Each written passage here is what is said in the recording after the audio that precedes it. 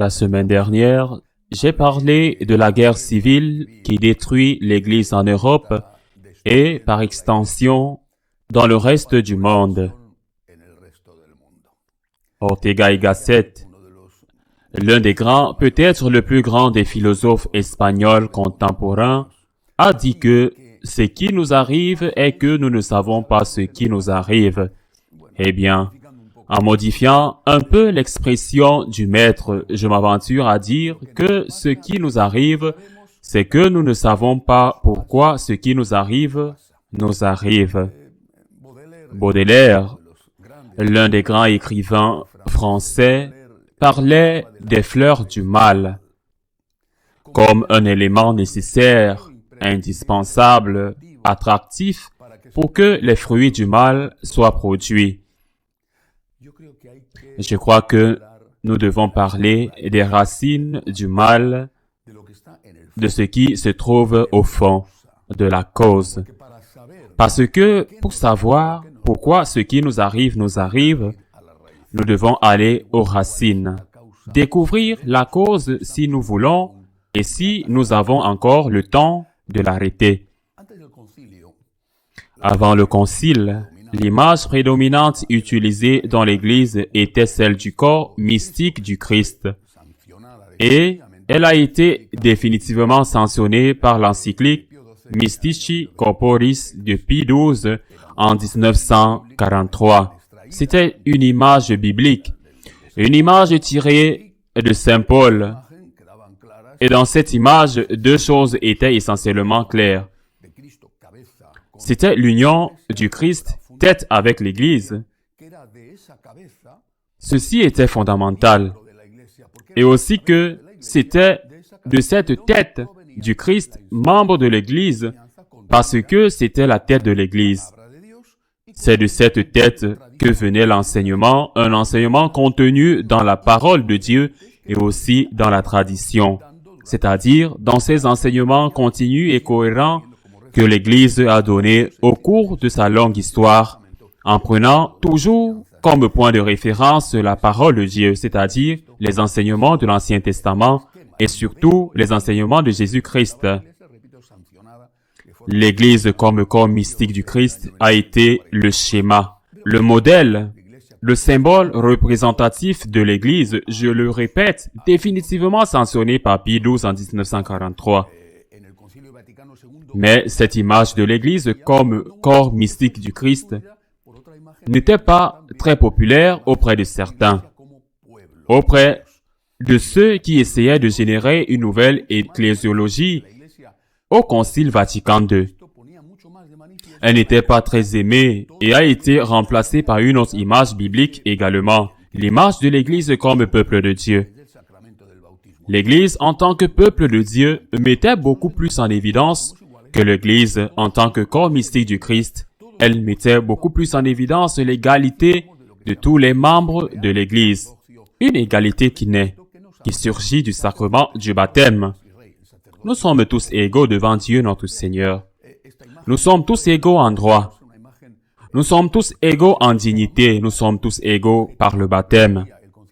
Nous participons tous à ce qu'on appelle le sacerdoce royal du Christ qui fait de nous des prêtres, des prophètes et des rois. Le sacerdoce commun des fidèles.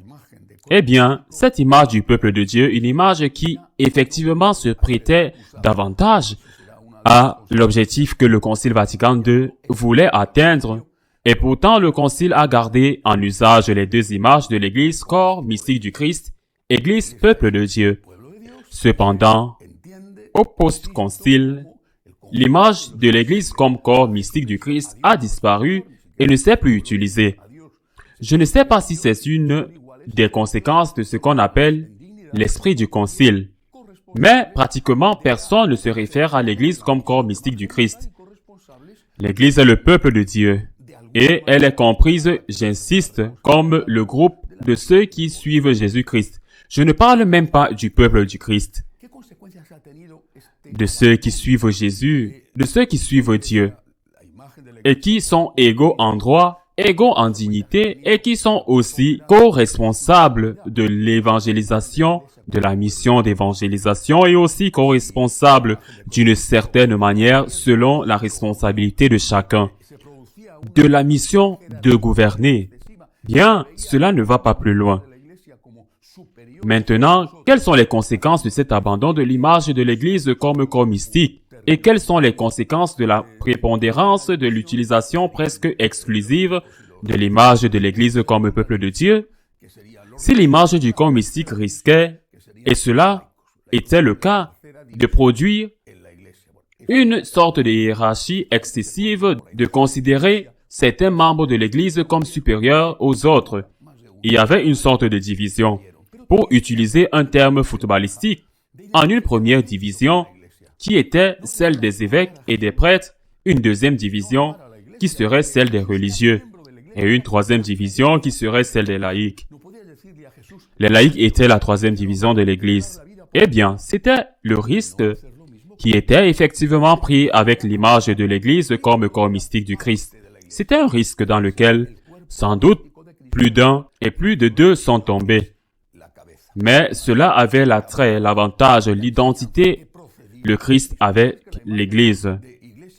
On ne pouvait pas aimer Jésus et ne pas aimer l'Église, parce que Jésus était membre de l'Église, il était la tête de l'Église. On ne pouvait pas dire à Jésus, je t'aime, je veux t'aimer, et je veux donner ma vie pour toi et ne pas faire de même avec l'Église. On aimait l'Église parce que le Christ faisait partie de l'Église. L'Église était le corps mystique du Christ, dont le Christ, notre Seigneur, est la tête. Et il était clair que l'enseignement venait du Christ, alors que l'image de l'Église comme peuple de Dieu, qui avait l'avantage de nous présenter tous égaux en dignité parce que baptisés, tous responsables de l'évangélisation, de la transformation du monde, avait l'inconvénient d'une triple contamination. La première contamination venait de l'usage politique fait du mot peuple, du concept de peuple. Le peuple en politique, en démocratie, c'est le peuple qui a le pouvoir. Le peuple ne vient pas de Dieu, c'est le peuple qui a le pouvoir. Par lui-même, le peuple a le pouvoir. Et le peuple délègue le pouvoir qu'il a à ses gouvernants à travers le processus électoral. Mais c'est le peuple, bien qu'à travers les gouvernants, élus par le peuple, qui décide quelles lois créer et quelles lois éliminer, et ces lois deviennent le substitut séculaire du concept de bien et de mal. Ceci est légal automatiquement, même si ce n'est pas le cas. On pense que si c'est légal, c'est bien. Ceci est illégal. Automatiquement, on pense que si c'est illégal, c'est mal. Le peuple délègue donc à ses gouvernants, mais le peuple a le pouvoir. Il délègue à ses gouvernants démocratiquement élus tous les 4 ou 6 ans. N'importe quand, il délègue la décision d'établir ce qui est légal et ce qui est illégal, ce qui est bien et ce qui est mal. Et cela contamine le concept de peuple de Dieu représentant l'Église, parce qu'en fin de compte, ce qui se passe dans le synode allemand, c'est précisément cela, que maintenant, nous ne voyons plus l'enseignement venant de la parole de Dieu ou de la tradition. Mais nous voyons l'enseignement venant du peuple. Le peuple est celui qui a le pouvoir. Tout comme dans l'aspect politique, il a le pouvoir de décider ce qui est légal et ce qui est illégal. Dans l'aspect religieux, le peuple a aussi le pouvoir de décider ce qui est bon et ce qui est mauvais et d'exiger les changements qu'il considère nécessaires dans la morale sexuelle ou dans la réception des sacrements et aussi dans la pratique des sacrements. Par exemple, en nommant des prêtresses ou même dans le gouvernement de l'Église avec ce qu'on appelle les conseils synodaux où l'évêque est une voix de plus dans ce groupe formé principalement par des laïcs. C'est le peuple qui se donne les normes morales et aussi juridiques du gouvernement, car la souveraineté réside dans le peuple. Ce n'est pas le peuple qui écoute ce que Dieu enseigne, mais le peuple qui décide de façon autonome ce qu'il doit faire, ce qu'il doit croire et comment il doit se comporter. C'est pourquoi lorsque le cardinal Ouellet a déclaré lors du récent synode continental européen que lorsqu'on parle d'idéologie du genre, il faut tenir compte de la parole de Dieu il a été critiqué. Comment ose-t-il dire que la parole de Dieu est le point de référence? Tout au plus, la parole de Dieu est un point de référence, une voie à prendre en compte, mais une voie parmi d'autres. Celles qui viennent de la sociologie ou celles qui viennent, soi-disant, de la science. La parole de Dieu, et encore moins la tradition, est une voie parmi d'autres pour décider de manière autonome, n'ayant que la parole de Dieu comme une voie de plus, comme un point de référence de plus pour décider de manière autonome ce qui est bon, ce qui est mauvais, qui peut communier et qui ne peut pas, qui peut célébrer la messe et qui ne peut pas, ou qui et comment l'Église doit être gouvernée. Inévitable contamination politique du concept du peuple de Dieu. Mais pas seulement, il est assez difficile d'aimer le peuple. Si cela était possible, il est beaucoup plus facile d'aimer une personne qui est cette personne. Qui suivons-nous? Eh bien, moi, en tout cas, je ne sais pas pour les autres, celui que je veux suivre, c'est Jésus-Christ notre Seigneur. C'est lui qui a donné sa vie pour moi. C'est lui qui a versé son sang pour moi. C'est lui qui pardonne mes péchés. C'est lui qui m'a ouvert les portes du ciel. C'est lui, le Dieu de la miséricorde. C'est lui que je veux aimer. Il est le chef de l'Église. Et si je lui dis « je t'aime », ou au moins « je veux t'aimer », je le dis aussi à l'Église. Je ne peux pas séparer le Christ de l'Église. Par contre, le concept de peuple est plus large et aussi plus ambigu. Je peux dire à Jésus « je t'aime » et il m'est plus difficile de dire à une entité large « je t'aime ». Et je pense que je ne suis pas le seul à le vivre. Une troisième contamination. Tout comme en politique, bien que le pouvoir réside dans le peuple et que le peuple le délègue aux gouvernants, en réalité, une caste secret, une caste politique qui ne légifère pas toujours, mais qui gouverne en fonction de ce qui était dans son propre programme politique, c'est-à-dire en fonction de ce qui a été théoriquement voté par ceux qui l'ont élu pour gouverner. Cette élite, cette caste, progressivement, ne vise plus à servir le peuple, mais à se servir elle-même. Ce serait une sorte de réédition d'un autre genre, une réédition de cette forme de gouvernement du XVIIIe ou XIXe siècle qu'on appelait despotisme éclairé, selon lequel il fallait gouverner pour le peuple, mais sans le peuple. Tout pour le peuple, mais sans le peuple. Cette caste a également été et est également produite dans l'Église. Et c'est à cela, je crois, que le pape François faisait référence lorsqu'il a dit que le synode allemand était dirigé par une élite et non par le peuple. Par une élite de personnes choisies qui interprétaient à leur manière et sans consulter l'ensemble du peuple de Dieu. Et lorsqu'il a dit que c'était une élite qui était payée, c'est-à-dire qu'elle était employée par l'Église elle-même, que devons-nous faire? Nous devons revenir au Concile. Le Concile a utilisé et a continué à utiliser le concept de l'Église comme corps mystique du Christ.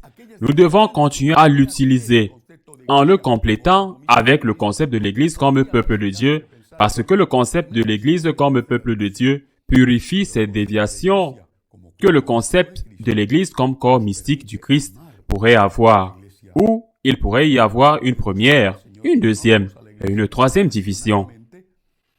Mais le concept de l'Église comme corps mystique du Christ nous permet d'aimer l'Église parce que nous ne pouvons pas aimer le Seigneur si nous n'aimons pas passionnément l'Église.